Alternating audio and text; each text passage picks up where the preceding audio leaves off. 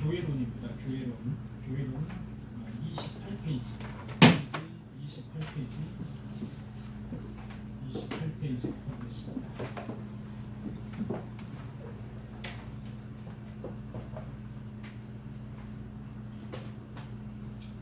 이 교회론은 사실상 그 7대 교리에서 그 차지하는 비중이 교회론이 상당히 중요하더라고요.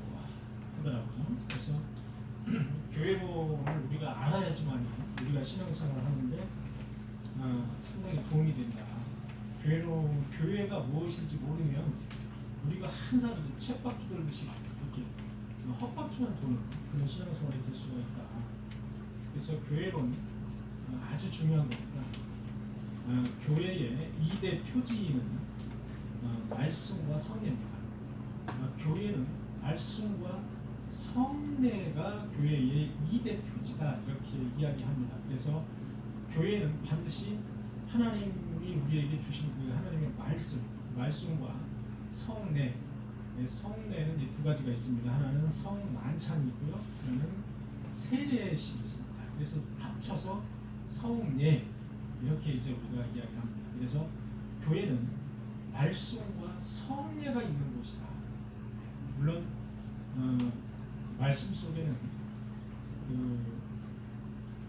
우리가 가락을 넣은 찬양도 들어가 있습니다. 찬양도 말씀을 가지고 가락을 넣은 거기 때문에 그것도 역시 말씀이다. 가스펠이라고 하는 그 가스펠이 결국은 성부 말씀이라는 뜻이거든요. 그래서 이제 넓게는 그런 것들도 다 포함이 된다. 그래서 교회의 2대 표지는 말씀과 성례 요거를 이제 기억해 주시기 바랍니다. 그리고 제가 이제 이 부분 한번 읽어보겠습니다. 시골에 한 청년이 교회에 나가서 예배드리는 것에 대한 필요성을 거부하고 교회를 떠났습니다. 그는 혼자서도 예배를 잘 드리고 신앙생활을 잘할 수 있다고 생각했습니다. 어느 해결 목사님은 그 고집센 청년의 집을 방문했습니다. 두 사람은 벽난로 앞에 앉아서 많은 대화를 나눴는데 한참 시간이 흐른 뒤 목사님이 벽난로 속에 타고 있던 석탄 덩어리 하나를 꺼내어 난로 밖에 따로 떼어왔습니다. 그러자 그 석탄은 이내 꺼져버리고 말았습니다. 그러나 벽난로 속에 있는 석탄은 여전히 붉은 빛을 내며 펄을 타오르고 있었습니다. 이 광경을 지켜본 청년은 그제서야 깨닫고 목사님 이번 주일부터 교회에 나가겠습니다라고 말했습니다. 꺼내놓은 석탄은 금방 꺼지지만 난로 속에 있는 석탄은 난로란 보호막과 주위의 불씨들로 인해서 계속 타오를 수밖에 없습니다. 교회라는 울타리를 벗어나는 아무리 좋은 신앙이라 할지라도 꺼내놓은 석탄이 되고 맙니다. 자, 우리가 이제 이런 질문을 많이 합니다. 교회에 안 나오고 집에서 나는 하나님을 믿습니다 이거예요. 나는 하나님을 믿는다는 거예요. 그 대신에 교회에 안 나오는 거예요. 이런 신앙에 구원이 있습니까 없습니까? 라는 그 질문을 교수님들이 받는다고. 여러분들이 그런 거 되게 궁금하지 않습니까? 꼭 교회에 안 나오더라도 나는 하나님을 이제 믿는 거죠. 하나님을 믿는 신앙이 있다는 거죠. 그런 부분, 이런 부분에 대해서 이제 우리가 읽은 이것은 이제 그 부분을 단적으로 이제 이야기하는 부분입니다. 그러나 이제 목사님은 대답을 했어요. 이렇다 저렇다고 분명히 대답을 했는데 저는 여기서 여러분들에게 그게 절대적인 그 답이 될 수가 없기 때문에 왜냐하면 성경에 나와 있지 않기 때문에 여러분들에게 섣불리 이렇다 저렇다고 이야기를 드리지 않겠습니다. 어쨌든 교회는 이렇게 무형교회라는 것과 유형교회로 구분이 됩니다. 그래서 이제 교회 하면은 유형교회, 무형교회 이렇게 두 가지가 구분이 된다는 것을 이제 기본적으로 아셔야 됩니다. 여러분들이 잘 알다시피 무형교회는 형태가 없는 교회입니다. 형태가 없는 교회. 요즘 세상이 형태가 없는 무형교회를 많이 지향하고 있습니다. 예를 들면 평신도교회. 여러분 평신도교회라고 들어보셨죠? 평신도교회. 신비주의를 상당히 지향하고 있는 그런 신비주의, 회종주의. 여기 지금 구청 내에서는 평촌 열린교회가 회중주의를 기반으로 한 교회입니다. 열린교회라고 해서 그래서 이제 열린교회라고 줬습니다. 이름도 열린교회라고. 그래서 이제 성가대도 없애버렸죠. 성가대도 없고요. 한마디로 얘기하면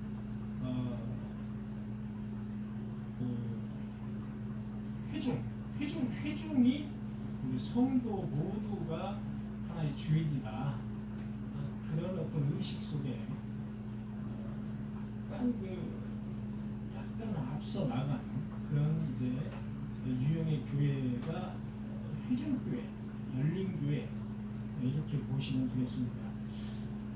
그런데 이 무형교회는 특히 요즘 그 평신도교회라고 해서 신학 공부를 정식으로 하지 않은 인가가 되지 않은 그런 평신도끼리 모여서 이제 예배를 드리는 겁니다.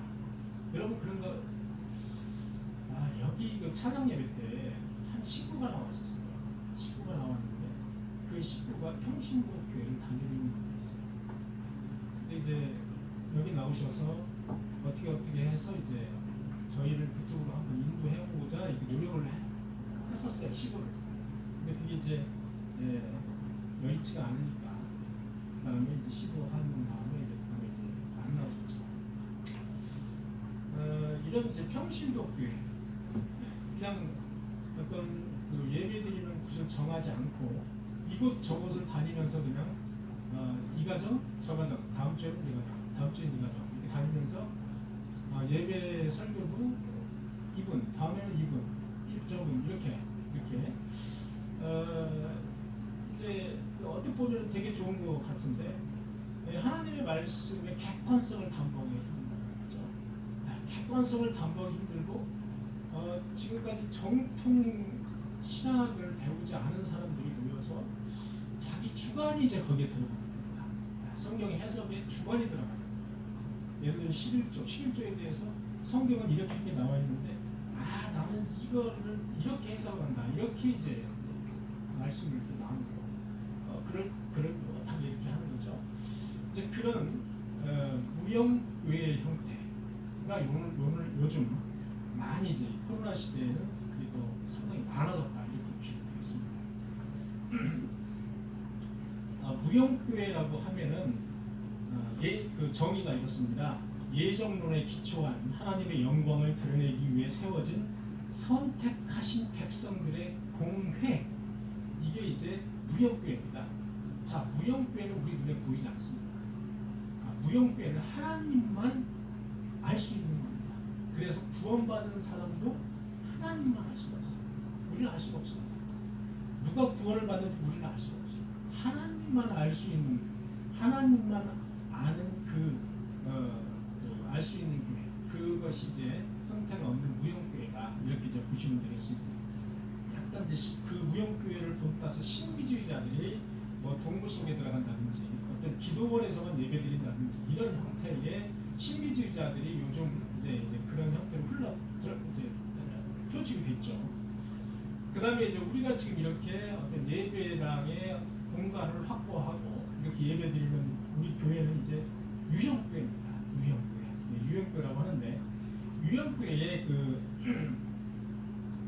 정의는 전 세계 참된 믿음을 고백하는 모든 자들과 그의 자녀들의 모임입니다. 그러니까 전 세계에 참된 믿음을 고백하는 사람들.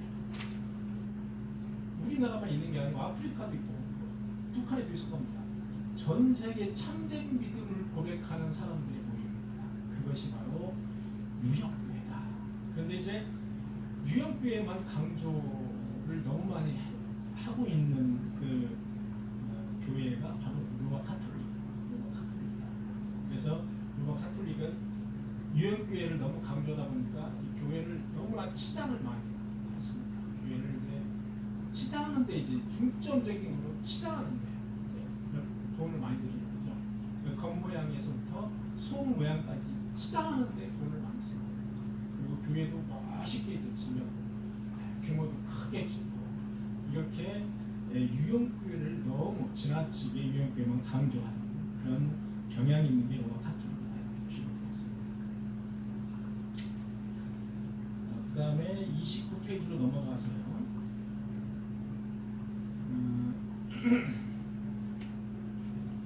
교회는 우리는 간혹 교회를 꼭 다녀야 하나? 하나님을 혼자서 믿으면 되지 않나?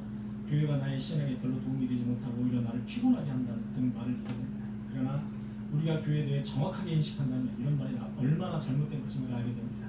칼빈은 교회의 중요성을 역설하면서 교회는 신자를 양육하는 어머니와 같은 역할을 합니다. 그러므로 모든 그리스도인은 교회가 무엇인가를 바르게 알고 자기가 속해 있는 교회를 바람직한 교회로 만들어 나가야 합니다. 교회를 바람직한 그 하나님의 정으로 만들어 나가는 것은 바로 저와 여러분들입니다. 다른 사람이 아니고. 그래서 교회는 성경에 보면 디모데전서 3장 15절에 보면 교회는 하나님의 집이요 하나님의 교회다 이렇게 나와 있고요. 교회 예수 그리스도가 교회의 머리가 되신다라는 에베소서 1장 22절에도 교회의 머리가 되신다 이런 표현이 나와 있고요. 그 다음에 사도행전 20장에는 하나님이 자기 피로 사신 교회다. 이렇게 사도행전은 나와 있습니다. 그래서 교회를 이렇게 약간은 다르지만 교회는 역시 예수 그리스도의 몸이다, 머리다 이렇게 우리가 이해를 하면 되겠습니다. 그래서 교회는 그럼 무엇이냐라고 이제 사람들이 물어본다면 이렇게 대답하면 되겠습니다. 하나님이 택한 백성들의 모임이다. 하나님이 택한 백성들의 모임이다. 이것이 교회입니다. 하나님이 택한 백성들의 모임이다. 하나님이 택한 백성 뭐에 의해서? 신적 작정에 의해서. 하나님은 신적 작정을 하셨습니다. 그래서 하나님의 신적 작정 속에 누구는 구원하고 구원의 예정을 하고 누구는 유기의 예정을 하는 것이 있는데 우리는 하나님의 그 구원의 예정 속에 들어가 있는 구원의 예정 속에 들어가 있는 그 선택에 의해서 모이는 그런 백성들이다 이렇게 보시면 되겠습니다. 그래서 교회는 다른 어떤 계모임이나 어떤 동창회 모임이나 이런 사적인 모임과는 아예 근본적으로 다른 것입니다. 그래서 교회를 내가 교회 가서 사업상 교회 가서 좀 이렇게 발을 넓혀야 되겠다라고 교회 오시는 분도 상당히 많이 있습니다. 이제 중앙교회 가보면 상당히 많이 있거든요. 그런 것은 결코 하나님이 기뻐하지 않으신다는 거죠. 결코 기뻐하지 않으십니다. 자, 1번을 한번 보시면 교회는 하나님의 누구의 모임입니까? 백성들의 모임입니다. 하나님이 택한 백성들의 모임이죠. 교회는 그렇습니다. 일반적으로 교회를 예배당 건물로만 인식하는 경우가 많습니다. 물론 예배당은 하나님께 예배하는 곳이지만 진정한 의미의 교회는 아닙니다. 교회는 건물을 의미하지 않습니다. 건물을 교회로 생각하는 사람도 있으나 건물은 예배당 또는 교회당일 뿐입니다. 자, 성경은 교회를 어떻게 정의하고 있습니까? 고린도에 있는 하나님의 교회, 곧 그리스도 예수 안에서 거룩하여지고 성도라 부르심을 받은 자들과 또 각처에서 우리 주, 곧 그들과 우리 주 되신 예수 그리스도의 이름을 부르는 모든 자들에게 이렇게 나와 있는데, 그래서 성경은 교회를 바로 하나님의 교회, 하나님의 교회, 하나님의 교회, 하나님의 집 이렇게 표현하고 있다는 겁니다. 그 다음에 넘기셔서 30페이지요. 교회는 그리스도의 몸입니다. 교회는 그리스도의 몸입니다. 성경은 예수님을 교회의 머리로, 교회를 예수님의 몸으로 비유했습니다. 이는 교회의 통치권이 전적으로 예수 그리스도에 있음을 말합니다. 즉 참된 교회는 오직 예수 그리스도의 다짐을 따라 행하여야 함을 뜻합니다. 교회가 그리스도의 몸이란 말은 교회가 주님이 일하시는 현장이라는 뜻을 의미합니다. 교회가 존재하는 이유는 무엇입니까? 에베소서 4장 11절에서 12절. 그가 어떤 사람은 사도로, 어떤 사람은 선지자로, 어떤 사람은 복음을 전하는 자로, 어떤 사람은 목사와 교사로 삼으셨으니 이는 성도를 온전케 해서 봉사의 일을 하게 하며 그리스도의 몸을 세우는 일입니다. 교회는 성도를 온전케 하며 봉사의 일을 하게 하여 그리스도의 몸을 세우는 목적을 위해서 이 땅에 존재합니다. 부활하신 주님은 자신의 몸된 교회 안에서 임재하고 역사하십니다.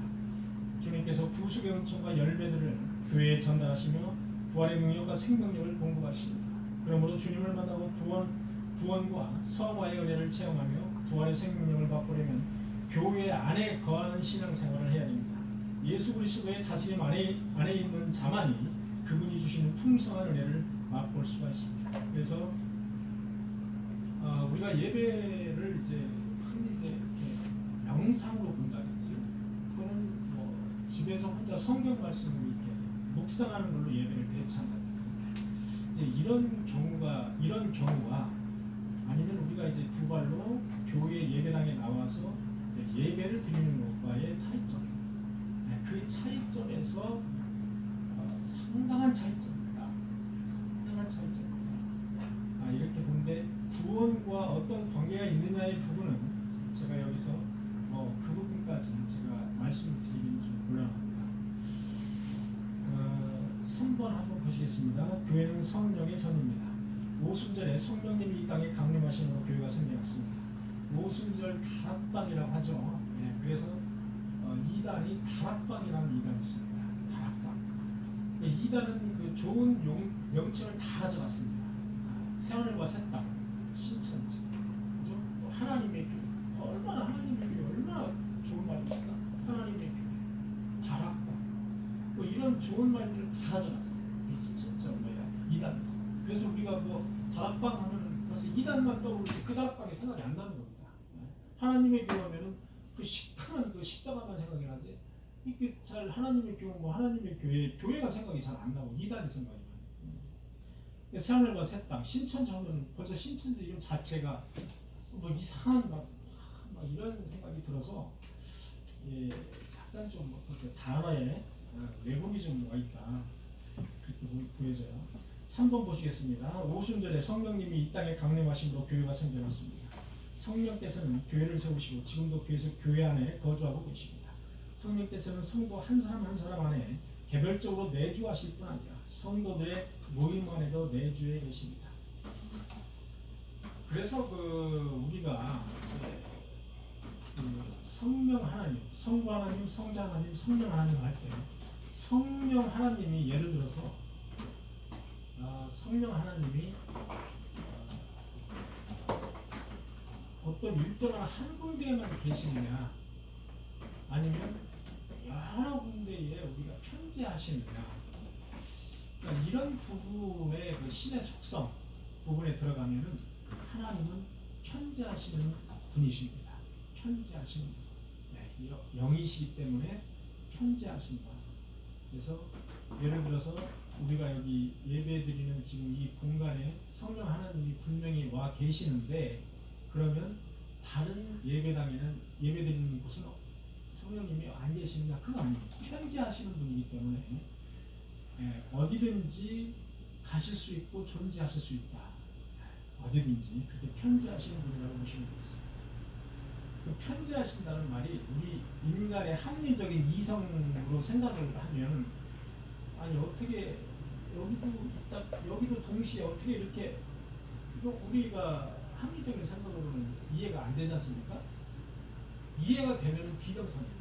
이 성경은 그 자체로서 받아들이고 믿는 것이 믿음이지 이해를 합리적 과학적으로 이해를 하려고 하다 보면 거기에서 이제 끝나는 거예요. 거기에서 이제 믿음이라는 것은 거기서 생길 수가 없는 거예요. 그래서 성경 믿음은 바로 그 자체를 받아들이는 것이 바로 신앙이자 믿음입니다. 자, 사도 바울은 좀 더 심오한 진리를 우리에게 가르쳐주는데요. 그것은 하나님의 성령님이 우리들 안에 계시므로 우리 개인의 몸이 성령의 전이라는 것입니다. 성령님이 우리 몸 안에 계시니까 우리 개인의 몸이 성령의 전이다. 이렇게 이제 사도 바울은 일컬었다는 얘기입니다. 또한 성도들이 주 안에서 성전이며 성령 안에서 하나님의 거하신 처소라고 합니다. 자, 하나님의 전인 우리 자신을 어떻게 우리는 가꿔야 할까요? 누구든지 하나님의 성전을 더럽히면 하나님이 그 사람을 멸시하시리라. 하나님의 성전은 거룩하니 너희도 그러하니라. 고린도전서 3장 17절에 나와 있는 말씀입니다. 성령의 전인 성도는 이 땅에서 거룩한 삶을 살아야 합니다. 과거의 옛사람을 벗어버리고 새사람을 입어야 합니다. 외면의 아름다움보다 내면의 아름다움을 추구해야 합니다. 여전히 죄악된 모습이 우리 안에 남아있지만 그럼에도 불구하고 성도는 성령으로 말미암아 승리하는 삶을 살 수 있습니다. 하나님께서는 교회로 부름받은 우리가 성령을 따라 성령 충만한 삶을 살기를 원하십니다. 믿습니까? 예, 믿으시기 바랍니다. 자, 세례 시취용 문답을 제가 보겠습니다. 여러분들이 읽어주시기 바랍니다. 교회는 언제 시작되었나요? 예.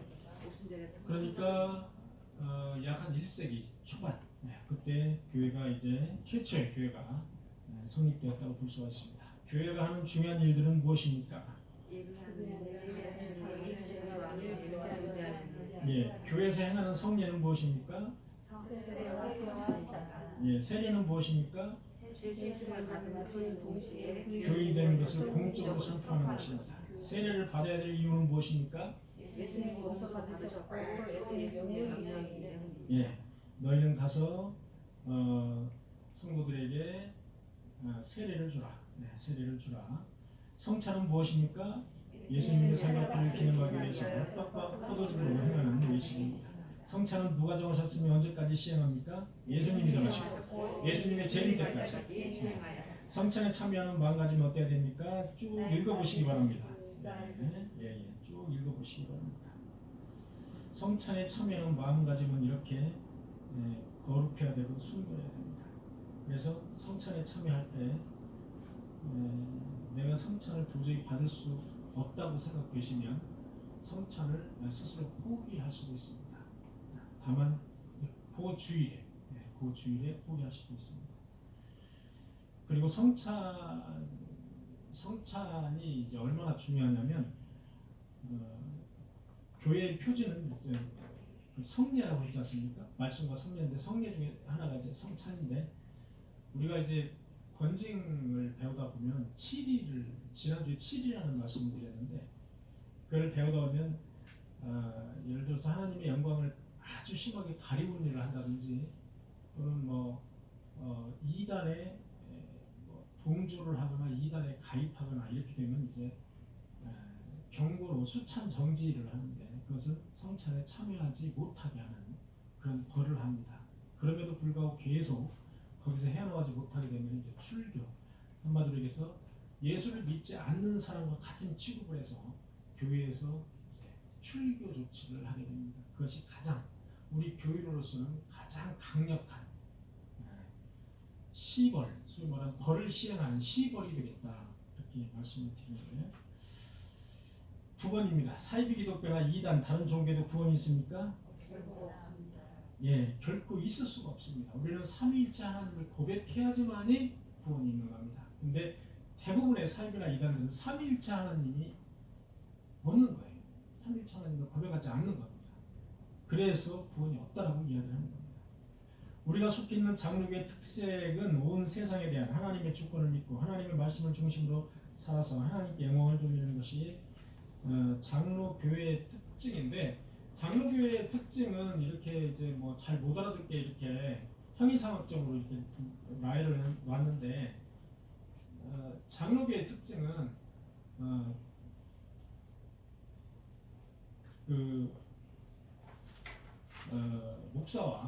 목사는 교회를 대표하는 지교회의 목사와 그다음에 교인을 대표하는 장로로 구성되어 있습니다.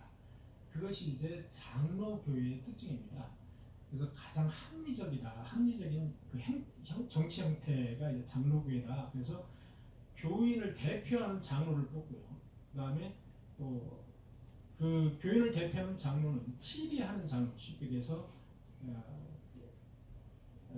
시벌하는 장로죠.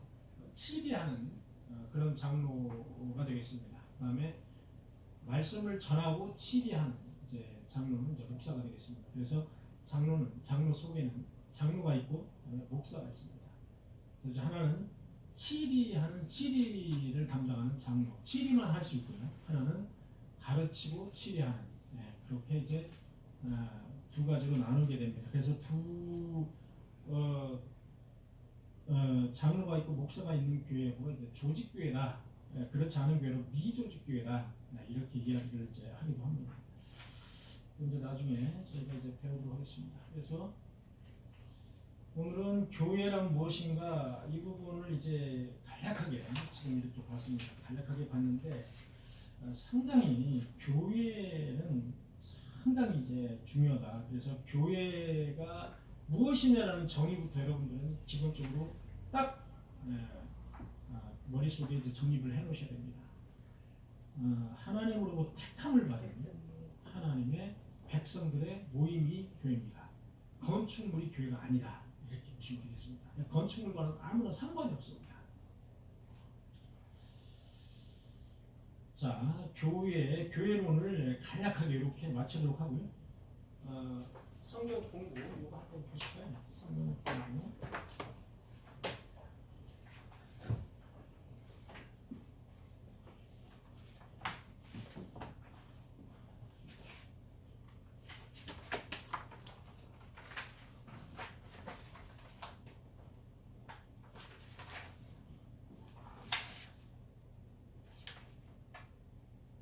지난번에 여러분들 신조 중에서 두 가지는 좀 알으셔야 될 신조가 있는데 하나는 니케아 신조, 하나는 칼케톤 신조. 두 가지는 이제 반드시 알아야 된다.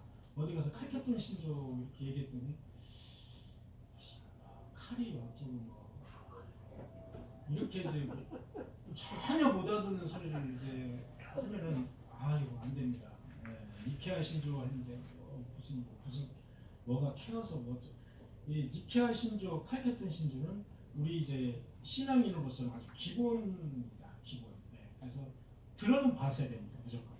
그래서 니케아 신조 하면은 삼위일체를 선언한 회의. 그다음에 칼케톤 신조 하면은 예수 그리스도가 이상 일인격을 선언한 회의. 요거 정도는 이제 왜냐하면 하나님과 삼위일체 하나님과 예수 그리스도를 이제 완전히 정의를 내린 그런 회의니까. 그러니까 물론 이 외에도 이제 여러 가지가 있긴 있는데 그것보다 제일 중요한 건 이겁니다. 니케아 신조와 칼케톤 신조는 그래서 중요하다.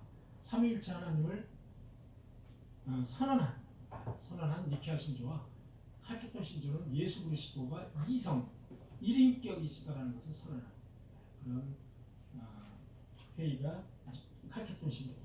그렇게 보시면 되겠습니다. 그래서 이제 넘기셔서 48페이지를 이제 보시면 되겠습니다. 48페이지. 성경을 해석할 때는 어떤 원칙이 있나요? 이 부분도 우리가 이제 되게 중요한 부분이에요. 되게 중요하게 이제 저희는 이제 아주 몇 시간에 걸쳐가지고 이걸 배웠는데 여기 보니까 아주 세 가지를 싹 해서 이렇게 해놓으셨어요.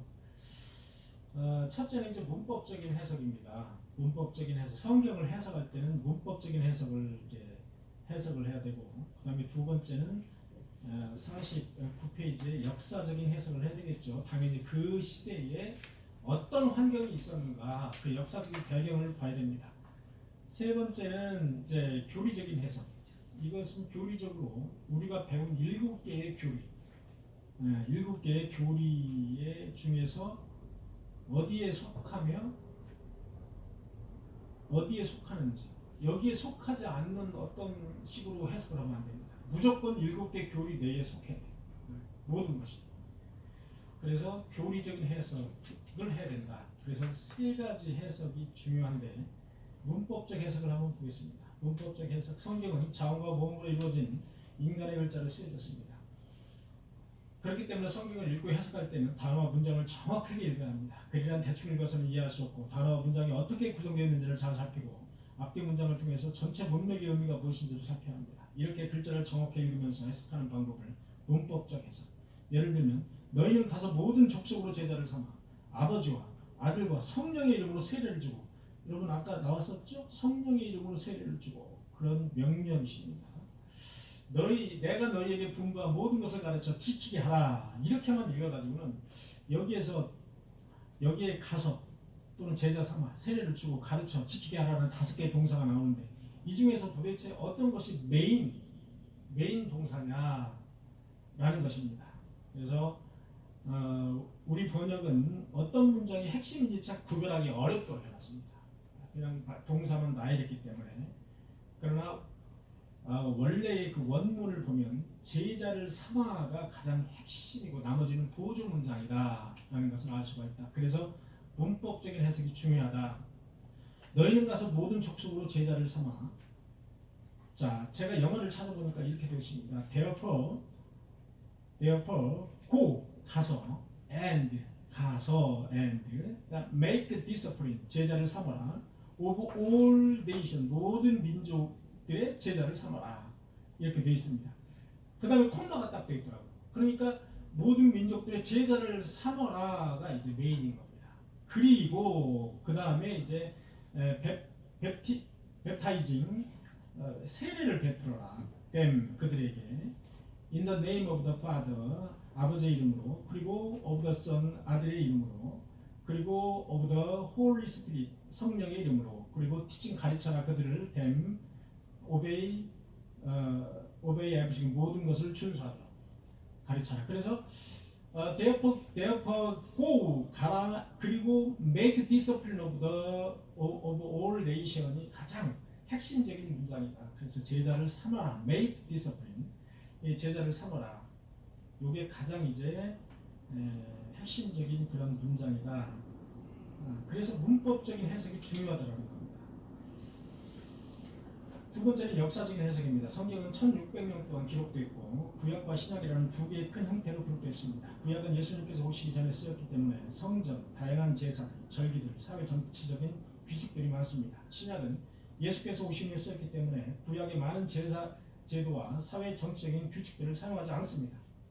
예수께서 오시기 전과 후는 이렇게 엄청난 차이가 나타나고 있습니다. 구약과 신약의 공통점과 차이점을 살펴봐야 합니다. 어떤 제도가 중단되고 어떤 제도와 명령들이 신약에서 기록되고 있는지 살펴봐야 됩니다. 예를 들면 구약의 성전과 성전에 연결된 제사들은 참된 성전이며 희생물이신 예수께서 오셨기 때문에 더 이상 신약에서는 사용하지 않습니다. 그죠? 여러분들 예전에는 번제, 속건제, 속죄제 이렇게가 막 무지하게 많아요. 그래서 그 갈 때마다 비둘기나 돈 없는 사람들은 비둘기, 돈 있는 사람들은 양 또는 염소 이런 걸 잡아서 그것을 태움으로써 죄를 용서받는 겁니다. 구약은 그래서 성전에 이제 한번 가려면 이제 돈이 드는 거예요. 돈이 그때 당시 그래서 제사장들이 처음에는 이제 내가 키우던 그 염소나 양을 이제 데리고 가지 않습니까? 데리고 하는 거. 위아래로 데리고 하는 거예요. 근데 그게 불편하니까 나중에는 제사장들이 거기서 제물로 쓸 양과 염소를 파는 겁니다. 팔아요.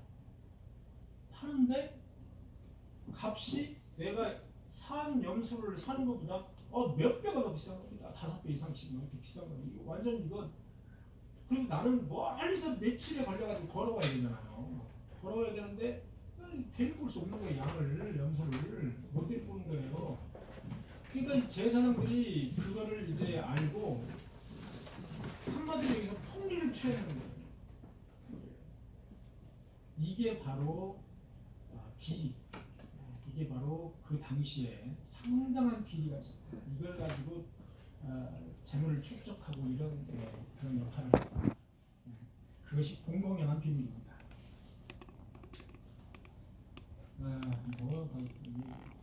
그래서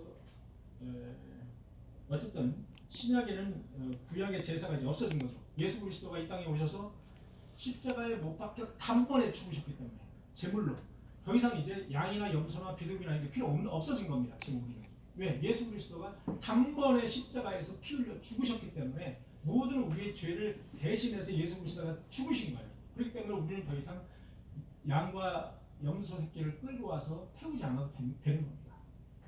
다만 조건이 있어요. 예수 그리스도가 십자가상에서 우리의 죄를 대신해서 죽었다는 사실을 믿는 거예요. 믿는 자에게 구원이 있는 겁니다. 이제 그렇게 바뀌었다는 겁니다. 예수 그리스도가 이 땅에 오신 이유는 그렇게 바뀐 거예요. 엄청나게 크게 바뀐 거예요. 즉 이 신앙의 어떤 그 여러 가지 형태가 많이 이렇게 바뀐 것을 우리가 이제 알아야 된다 이거죠. 그거를 알아야 된다 이거. 그래서 어떤 분들은 구약만 계속 설교하고 구약만 치중하시는 분이 있는가 하면 어떤 분들은 신약만 치중하고 신약만 계속 뭐 구약은 아예 쳐다도 안 보는 이제 그런 분들이 있어요.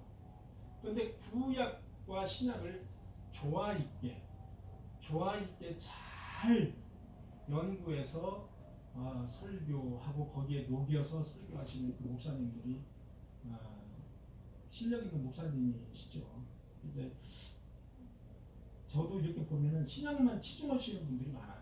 아주 신약이 중요하다 이래가지고 구약은 뭐 쳐다도 안 보는 분들이 많아요. 근데 그건 아니에요.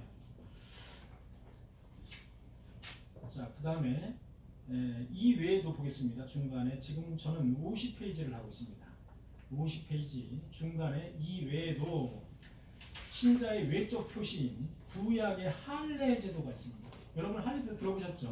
네, 구약의 할례 제도. 구약의 할례 제도, 남성의 성기의 표피를 이제 자르는 겁니다. 할례 제도. 그것이 신약에 와서는 세례로 바뀌었습니다. 예수 그리스도가 몸소 세례를 행하셨습니다. 몸소 세례를 받으셨어요. 예수 그리스도가. 네. 그래서 할례 제도가 세례로 바뀌는 것도 상당히 큰 그 변화된 그 과정입니다. 이게 상당히 크게 변화된 거죠. 하나님과 동행하며 은혜의 충만함을 약속하는 구약의 유월절 행사가 신약에서는 성만찬으로 간소화되어 있습니다. 여러분 유월절 행사가 얼마나 성대했습니까? 유월절 2월 14일 유대 달력으로 2월 14일인데 그래서 출애굽이 2월 15일 날 출애굽을 했죠. 바로 유월절이 전날이 유월절이었습니다. 그래서 유월절 밤에 양 새끼를 잡아서 문설주에다가 발라라. 그러면 장자를 잃지 않을 것이다라는 거죠. 모든 장자 다 죽이시겠다고 했어요. 하나님께서 모든 장자 첫 새끼는 다 죽이겠다. 그래서 바로의 아들도 죽었습니다. 그죠? 그런데 문설주에다가 어린 양의 피를 문설주에다 바르면 유월 넘어간다 이겁니다. 넘을 넘어간다 이겁니다. 그래서 유월절입니다. 유월절은 무엇을 예표하느냐? 유월절은 예수 그리스도가 이 땅에 오셔서 십자가에 못 박혀 죽으심을 바로 예표하는 것이 유월절입니다. 그래서 그 유월절 행사는 지금 우리가 구약의 유월절 행사를 하지 않고 바로 성만찬으로 대신합니다. 왜? 예수 그리스도가 마지막에 죽기 바로 전에 성만찬을 마지막에 행하셨기 때문에 그것도 유월절 즈음에 행하셨기 때문에 우리는 그 유월절의 구약의 유월절 행사를 성만찬으로 대신하고 있습니다. 그것도 아주 중요한 그런 겁니다. 그래서 이제 하나님의 교회나 구약을 지키는 그 교인들이 우리에게 물어보지 않습니까? 우리에게 유월절을 왜 안 지킵니까? 유월절을 지키라고 분명히 율법에 나와 있는데 왜 안 지킵니까? 당신들은 유월절을 왜 안 지킵니까? 또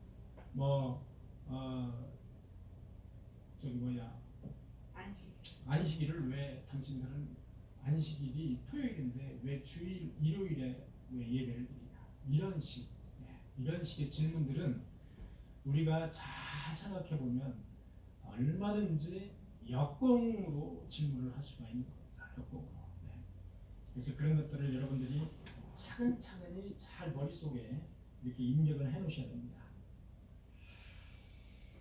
그 다음에 셋째는 교리적인 해석입니다. 앞에서 성경 해석의 객관적 기준으로 장로교회는 교회의 공적인 신앙 고백서나 교리 문답을 사용했습니다. 그리고 그 신조들은 사도신조로부터 시작해서 웨스트민스터 신앙 고백에 이르기까지 다양한 형태들이 존재합니다. 하지만 이 모든 신조들을 주제별로 내용별로 정리해보면 7개의 큰 주제와 교리로 정리가 됩니다. 그 7개는 성경론, 신론, 인간론, 기독론, 구원론, 그 다음에 교회론과 종말론 이렇게 7개입니다. 그래서 성경은 이 7개의 교리에 다 포함이 된다 이렇게 보시면 되겠습니다. 그래서 오늘은 우리가 교회론을 간략하게 본 겁니다. 교회론을 이제 종말론을 제일 마지막에 이제 볼 겁니다. 종말론을 각 신조들은 조금 차이가 있지만 7개의 교리는 공통적으로 가지고 있다. 따라서 성경을 해석할 때 7개의 근본 교리와 부딪히게 해석하면 경고를 받는 겁니다. 이 경고를 받지 않고 다르게 해석하면 이단으로 판정을 받습니다.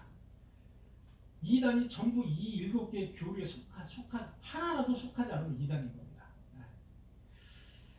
그래서 신주를 성경 해석의 객관적 기준으로 삼는다는 그 고백은 7대 교리